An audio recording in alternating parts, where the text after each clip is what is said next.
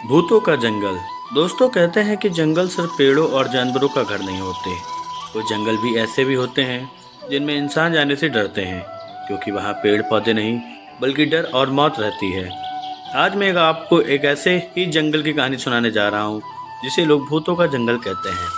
और इस जंगल में कदम रखने वाला कभी लौट कर जिंदा नहीं आया। राजस्थान के छोटे से गांव कालीसर के बीच एक पुराना पीपल का पेड़ था। गांव के बूढ़े बुजुर्ग अक्सर उस पेड़ के नीचे बैठकर कहानियां सुनाते थे। लेकिन जब बात कालीसर जंगल की आती तो सबकी आवाज़ धीमी हो जाती थी। गांव के बच्चे उस जंगल के नाम से ही डरते थे। गांव के बुजुर्ग राम सुख काका हमेशा कहते थे, उस जंगल में मत जाना, वहाँ न दिन है न रात, बस अंधेरा और चीखें हैं। लेकिन कहानियों में जितना डर होता जिज्ञासा उतनी ही बढ़ जाती। गांव के 4 लड़के विक्रम, सोनू, अनिल और हरी अक्सर जंगल के पास जाते और एक दूसरे को डराने की कोशिश करते थे। वे सोचते थे कि सब बुजुर्ग की बनाई कहानियां हैं, और उन्हें नहीं पता था कि वो खुद उस कहानी का हिस्सा बनने वाले हैं। एक रात सावन का महीना था। बादलों की गड़गड़ाहट के साथ बारिश हो रही थी। चारों दोस्त एक ही छत के नीचे बैठे ताश खेल रहे थे। तभी विक्रम ने कहा, चलो आज जंगल चलते हैं, देखते हैं कितना डर है उसमें। बाकी तीनों पहले हिचकिचाए, लेकिन फिर शर्त लग गई, जो डर के मारे वापस लौटेगा उसे जंगल 1 महीने सबके लिए चाय पिलानी होगी। आधी रात को हाथ में टार्च और मोबाइल लेकर चारों जंगल की तरफ निकल पड़े। जैसे ही वे जंगल के पहले पेड़ के पास पहुंचे, एक ठंडी हवा का झोंका उनके बीच से गुजरा। एक ऐसा लगा किसी ने पीछे से फूंक मारी हो।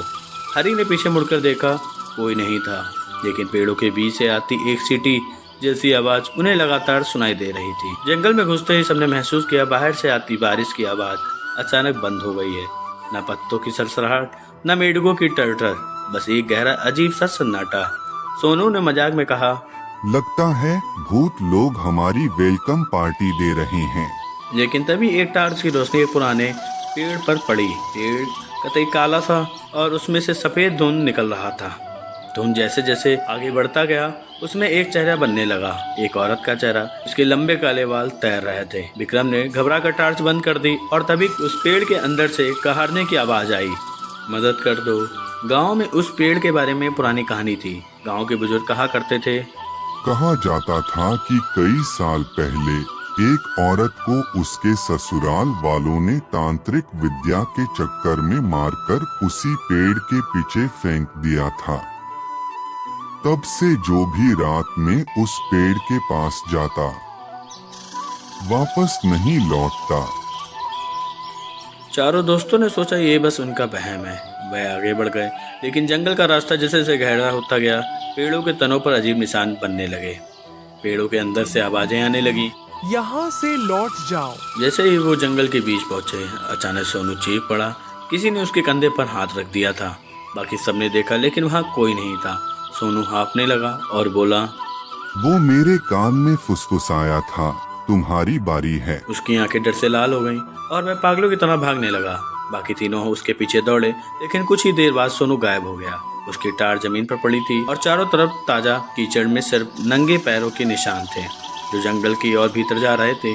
तीनों दोस्त अब घबराए हुए थे, लेकिन डर के बावजूद वे सोनू को ढूंढने लगे। तभी पेड़ों के बीच उन्हें कोई परछाइयां दिखी।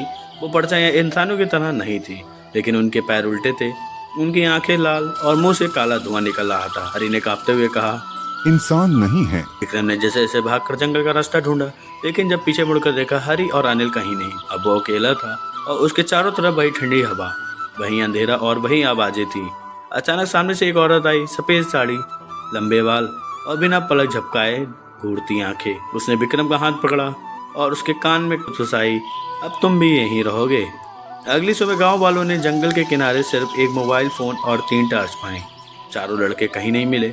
आज भी अगर आप रात के वक्त कालीसर के जंगल के पास जाएं तो पेड़ों के बीच से आती वो चींटी जैसी आवाज आपको सुनाई देगी। कहते हैं वो चारों दोस्त अब भी वही हैं, और जो भी अंदर जाता है उनकी टोली में शामिल हो जाता है।